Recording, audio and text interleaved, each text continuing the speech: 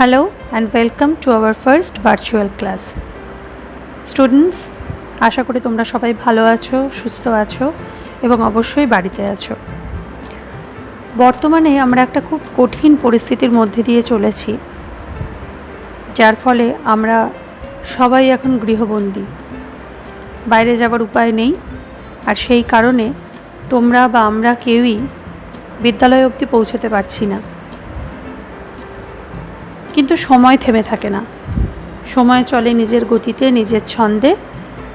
আর সেই কারণে সেই সময়ের সঙ্গে তাল মিলিয়ে আমাদের পড়াশোনাটাও কিন্তু চালিয়ে নিয়ে যেতে হবে।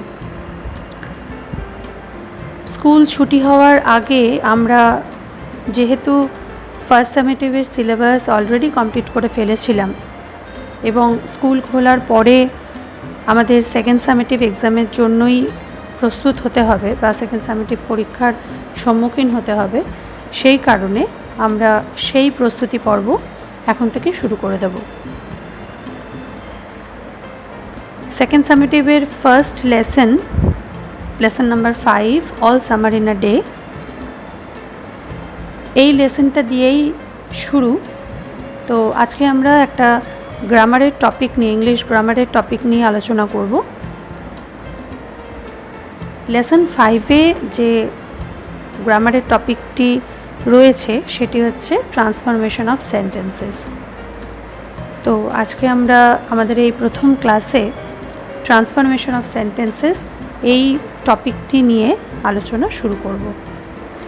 তাহলে চলো শুরু করা যাক আজকে আমাদের প্রথম ক্লাস। ট্রান্সফরমেশন অফ সেন্টেন্সেস অর্থাৎ বাক্য রূপান্তর। এক ধরনের বাক্য থেকে আর এক ধরনের বাক্যে পরিবর্তন বা transform one type of sentence into another. তো এই টপিকটি নিয়ে আলোচনার শুরুতেই যে প্রশ্নটি সবার আগে মাথায় আসে সেটি হলো, হোয়াট ইজ আ সেন্টেন্স? বাক্য বলতে আমরা কী বুঝি? A sentence is a group of words that makes a complete sense. অর্থাৎ একটি বাক্য তৈরি করতে গেলে আমাদের বেশ কিছু শব্দ প্রয়োজন, যে শব্দগুলোকে প্রপার অর্ডারে সাজিয়ে যদি আমরা একটা মনের ভাব প্রকাশ করতে পারি, সম্পূর্ণ অর্থ প্রকাশ করতে পারি, তবেই আমরা সেটিকে বলতে পারবো বাক্য বা সেন্টেন্স। যেমন ফর এক্সাম্পল, যদি আমি বলি ব্লু স্কাই দ্য ইজ, এই চারটি শব্দ আমি একসঙ্গে বললাম, এতে কি কোনো সম্পূর্ণ অর্থ প্রকাশ পাচ্ছে বা আমি কোনো সঠিক অর্থ কি আমি প্রকাশ করতে পারছি? না। কিন্তু যদি প্রপার অর্ডারে সাজিয়ে আমি বলি দ্য স্কাই ইজ ব্লু, তাহলে আমরা বুঝতে পারছি যে আমি ঠিক কী কথাটা বলতে চাইছি, একটা সম্পূর্ণ অর্থ প্রকাশ পাচ্ছে। অর্থাৎ আকাশটি কীরকম? না, আকাশটি হয় নীল। তো এইভাবে অর্থাৎ এ গ্রুপ অফ ওয়ার্ডস যদি প্রপার অর্ডারে সাজিয়ে আমরা মনের কোনো ভাব প্রকাশ করতে পারি, সম্পূর্ণ অর্থ প্রকাশ করতে পারি, তবেই আমরা সেটিকে বলতে পারবো সেন্টেন্স। এরপরে আসি টাইপস অফ সেন্টেন্সেস, অর্থাৎ বাক্যকে আমরা কয় ভাগে ভাগ করতে পারি। গঠনগত দিক থেকে বাক্যকে আমরা মোট 3টি ভাগে ভাগ করতে পারি। কি কি? সিম্পল সেন্টেন্স বা সরল বাক্য, second one is compound sentence বা যৌগিক বাক্য, and the third one is complex sentence বা জটিল বাক্য। টাইপস অফ সেন্টেন্স নিয়ে বিস্তারিত আলোচনার পূর্বে আমরা যে বিষয়টি নিয়ে একটু আলোচনা করব সেটা হলো ক্লজ বা বাক্যাংশ। হোয়াট ইজ আ ক্লজ বা what is meant by clause? A clause is a group of words having a subject and a predicate of its own but forming part of a bigger sentence. অর্থাৎ বাক্যাংশ হলো কতগুলো শব্দের সমষ্টি, যাতে একটি subject থাকবে এবং একটি প্রেডিকেট থাকবে, এবং সেই বাক্যাংশটি একটি বড় বাক্য গঠন করতে সাহায্য করবে। যেমন for example, this is the boy who did it. অপেক্ষাকৃত এই বড় বাক্যটিতে দিস ইজ দ্য বয় এইটা একটা অংশ, আর হু ডিড ইট এটি আরেকটি অংশ। এই দুটি অংশ একত্রে মিলিত হয়ে এই বড় সেন্টেন্সটি তৈরি করেছে যে this is the boy who did it. এই যে দুটি অংশ রয়েছে, এই দুটি হলো আলাদা আলাদা ক্লজ বা বাক্যাংশ, যেগুলো একসঙ্গে পাশাপাশি ঠিকঠাক অর্ডারে বসে একটি বড় বা বিগার সেন্টেন্স তৈরি করেছে।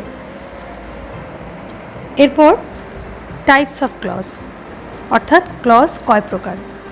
সাধারণভাবে ক্লজ হচ্ছে দু প্রকার, একটি হলো প্রিন্সিপাল ক্লজ বা ইন্ডিপেন্ডেন্ট ক্লজ, আরেকটি হলো সাবঅর্ডিনেট ক্লজ বা dependent clause. Principal clause, the clause which stands by itself and on which the subordinate clause depends is called the principal clause or the main clause or the independent clause।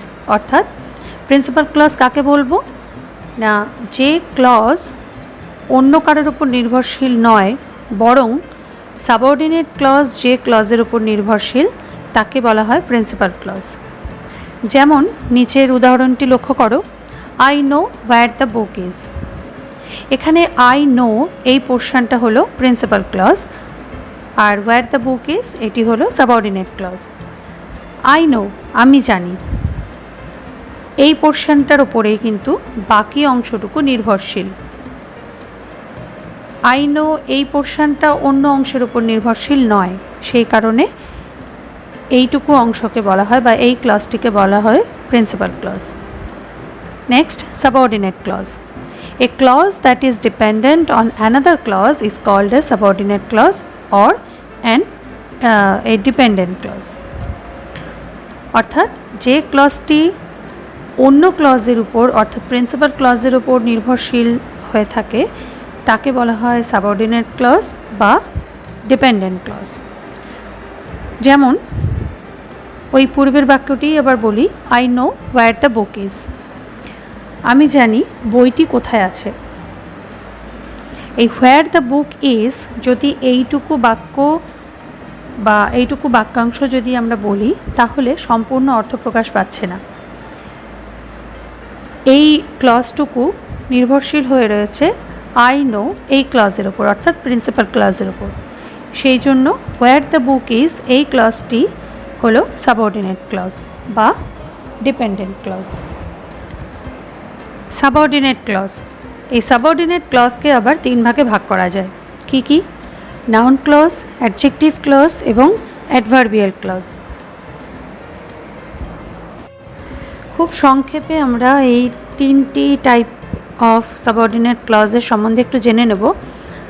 Noun clause, এই নামটি থেকে আমরা বুঝতে পারছি এই ক্লজের কার্যকারিতা কী, অর্থাৎ noun clause does the work of a noun, অর্থাৎ নাউন ক্লজটি বাক্যে নাউন হিসেবে ব্যবহৃত হয়। যেমন I heard what he had said. What he had said এই ক্লজটি হলো নাউন ক্লজ। কেন? কারণ আই হার্ড হোয়াট আমি শুনতে পেয়েছি কি, সেই প্রশ্নের উত্তরে আমরা বলবো হোয়াট হি হ্যাড সেইড, অর্থাৎ এই ক্লজটি বাক্যে নাউন হিসেবে কাজ করছে, সেই জন্য এই ক্লজটির নাম নাউন ক্লজ বা নমিনাল ক্লজ। এরপর অ্যাডজেক্টিভ ক্লজ বা যেটিকে রিলেটিভ ক্লজও বলা হয়। Adjective clause does the work of an adjective in a sentence, অর্থাৎ বাক্যে অ্যাডজেক্টিভ ক্লজ অ্যাডজেক্টিভের মতোই কাজ করে। যেমন this is the place where he was born. এইটি হলো সেই জায়গা যেখানে সে জন্মগ্রহণ করেছিল। এখানে ওয়্যার হি ওয়াজ বর্ন এই অংশটুকু এই ক্লজটা দ্য প্লেস একে কোয়ালিফাই করছে বা এই প্লেসের সম্বন্ধে কিছু বলছে, অর্থাৎ অ্যাডজেক্টিভ হিসেবে কাজ করছে, সেই জন্য এই ধরনের ক্লজকে বলা হয় অ্যাডজেক্টিভ ক্লজ। এরপরে adverbial clause. Adverbial clause does the work of an adverb in a sentence, আমরা নাম থেকেই বুঝতে পারছি। যেমন ধরো ওয়েট আনটিল আই কাম, অপেক্ষা করো যতক্ষণ না আমি আসছি, অর্থাৎ ওয়েট এই ভার্বটাকে কোয়ালিফাই করছে আনটিল আই কাম এই ক্লজটি, অর্থাৎ এটি বাক্যে অ্যাডভার্ব হিসেবে কাজ করছে। সেই জন্য এই ধরনের ক্লজকে বলা হয় adverbial clause. Now we will discuss about the three types of sentences. First one is simple sentence বা সরল বাক্য। সরল বাক্য কাকে বলে? A sentence that has only one independent clause is called a simple sentence. অর্থাৎ যে বাক্যে একটি মাত্র ইন্ডিপেন্ডেন্ট ক্লজ থাকবে সেই বাক্যটিকে আমরা বলবো সিম্পল সেন্টেন্স বা সরল বাক্য। এই প্রসঙ্গে একটা কথা বলে রাখি, finite verb. Finite verb is the main indication of a clause. অর্থাৎ যতগুলো ফাইনাইট ভার্ব থাকবে ততগুলোই ক্লজ। অর্থাৎ প্রতিটি ক্লজে একটি করে ফাইনাইট ভার্ব মাস্ট, আর কোনো একটি সেন্টেন্সে যতগুলো ফাইনাইট ভার্ব থাকবে সেটা দেখে আমরা বুঝতে পারবো যে সেন্টেন্সটিতে মোট কতগুলি ক্লজ আছে। আর for the case of simple sentence সেখানে অবশ্যই একটি মাত্রই ফাইনাইট ভার্ব থাকবে, তার কারণ সিম্পল সেন্টেন্সে একটি মাত্র ক্লজ থাকে এবং সেটি অবশ্যই ইন্ডিপেন্ডেন্ট ক্লজ। যেমন first example, we must eat to live. এই সেন্টেন্সটিতে একটি মাত্র ফাইনাইট ভার্ব আছে, কোনটি? ইট। অর্থাৎ আমাদের অবশ্যই খেতে হবে বেঁচে থাকতে। তাহলে একটি মাত্র ফাইনাইট ভার্ব, একটি মাত্র principal clause, that is why এটি হলো একটি সিম্পল সেন্টেন্স। আবার example number 2, he confessed his illegal act. এখানেও একটি মাত্র ফাইনাইট ভার্ব রয়েছে, which is confessed। সুতরাং এটি একটি ইন্ডিপেন্ডেন্ট ক্লজ এবং এই ধরনের বাক্যকে বলা হয় সিম্পল সেন্টেন্স। নাও কামস কম্পাউন্ড সেন্টেন্স বা যৌগিক বাক্য। A sentence that contains two or more independent clauses with or without any subordinate clause joined together by coordinating conjunctions like and, or, then, but, else, however, therefore, still, yet, for, etc. is called a compound sentence. অর্থাৎ compound সেন্টেন্সের মূল বৈশিষ্ট্য কি? Compound সেন্টেন্সে অবশ্যই একাধিক principal clause থাকবে, একের বেশি, সেটা দুটো হতে পারে, তিনটেও হতে পারে। একাধিক প্রিন্সিপাল ক্লজ থাকবে এবং সাবঅর্ডিনেট ক্লজ সাধারণত থাকে না, অর মেবি থাকতেও পারে, কিন্তু প্রিন্সিপাল ক্লজ একাধিক থাকাটা আবশ্যিক। ওকে, এবং সেই দুটি বা তার বেশি যে প্রিন্সিপাল ক্লজ রয়েছে সেগুলো কোঅর্ডিনেটিং কনজাংশন। কোঅর্ডিনেটিং কনজাংশন যেমন and, or, then, but, else, however, therefore, still, yet, for, etc. ইত্যাদি এই ধরনের কোঅর্ডিনেটিং কনজাংশন দিয়ে যুক্ত থাকবে।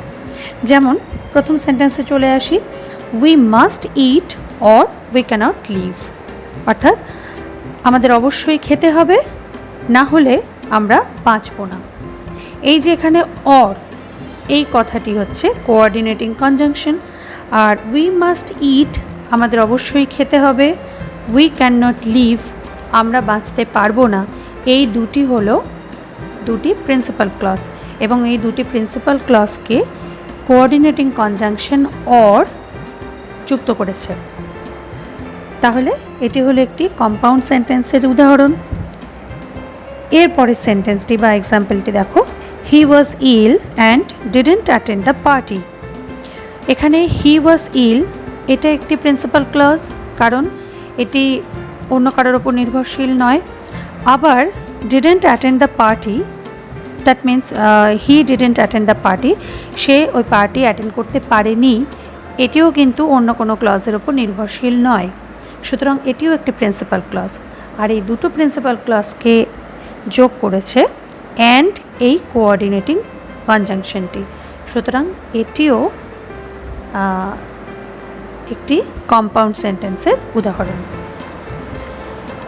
নেক্সট, কমপ্লেক্স সেন্টেন্স বা জটিল বাক্য। A sentence that contains one principal clause with one or more subordinate clause is called a complex sentence. অর্থাৎ যে বাক্যে একটি প্রিন্সিপাল ক্লজ থাকবে এবং এক বা একাধিক সাবঅর্ডিনেট ক্লজ থাকবে সেই বাক্যকে আমরা কমপ্লেক্স সেন্টেন্স বা জটিল বাক্য বলবো। For example, number 1, if we eat we can live। অর্থাৎ যদি আমরা খাই আমরা বাঁচতে পারবো। তাহলে ইফ উই ইট এটা একটা ক্লজ, আর উই ক্যান লিভ এটা একটা ক্লজ, আমরা বুঝতেই পারছি। কিন্তু ধরো যদি বলি ইফ উই ইট, যদি আমরা খাই কি হবে, প্রশ্ন আসছে মনে। সুতরাং এই অংশটি কিন্তু বাক্যের অন্য অংশটির উপর নির্ভরশীল। তাহলে আমরা বুঝতেই পারছি এটা সাবঅর্ডিনেট ক্লজ। আর উই ক্যান লিভ, আমরা বাঁচতে পারবো, এইটুকু অংশ প্রিন্সিপাল ক্লজ, কারণ এই অংশটি অন্য অংশটির উপর নির্ভরশীল নয়। অর্থাৎ এখানে একটি প্রিন্সিপাল ক্লজ রয়েছে এবং একটি সাবঅর্ডিনেট ক্লজ রয়েছে। So it is an example of complex sentence. আবার example number 2, I saw a bird which was flying. আমি একটি পাখি দেখেছিলাম যেটি উড়ছিল। I saw a bird, it is complete in itself, অর্থাৎ এটা সম্পূর্ণভাবে নিজে অর্থ প্রকাশ করছে, অন্য কারোর উপর নির্ভরশীল নয়। কিন্তু হুইচ ওয়াজ ফ্লাইং এই অংশটি বললে মনে প্রশ্ন জাগবে, হোয়াট ওয়াজ ফ্লাইং, অর্থাৎ কি উড়ছিল। তাহলে এই প্রশ্নের বা এইটুকু অংশের উত্তর পাওয়ার জন্য আমাদের বাকি অংশটির উপর নির্ভর করতে হবে। সুতরাং হুইচ ওয়াজ ফ্লাইং এই ক্লজটি হলো সাবঅর্ডিনেট ক্লজ। অর্থাৎ এটিতেও, অর্থাৎ এই সেন্টেন্সেও একটি প্রিন্সিপাল ক্লজ রয়েছে এবং একটি সাবঅর্ডিনেট ক্লজ রয়েছে। সুতরাং এটিও একটি কমপ্লেক্স সেন্টেন্সের উদাহরণ। তাহলে স্টুডেন্টস, তোমরা নিশ্চয়ই আজকের আমাদের এই আলোচনা থেকে সেন্টেন্স কাকে বলে, সেন্টেন্সের টাইপস, ক্লজের টাইপস, এইগুলো সম্পর্কে একটা সম্যক ধারণা লাভ করলে। তোমরা এই অডিওটি খুব ভালো করে শুনবে, বুঝবে এবং নেক্সট ক্লাসে আমরা এই যে 3টে টাইপ অফ সেন্টেন্স আমরা পড়লাম, সিম্পল, কমপ্লেক্স এবং কম্পাউন্ড, এই সেন্টেন্সগুলোর একটি থেকে আরেকটিতে ট্রান্সফর্ম কিভাবে করব সেগুলো নিয়ে স্টেপ বাই স্টেপ আলোচনা করব। ততক্ষণ পর্যন্ত এই অডিওটি খুব ভালো করে শুনবে, বুঝবে এবং অবশ্যই সুস্থ থাকবে, ভালো থাকবে। Thank you.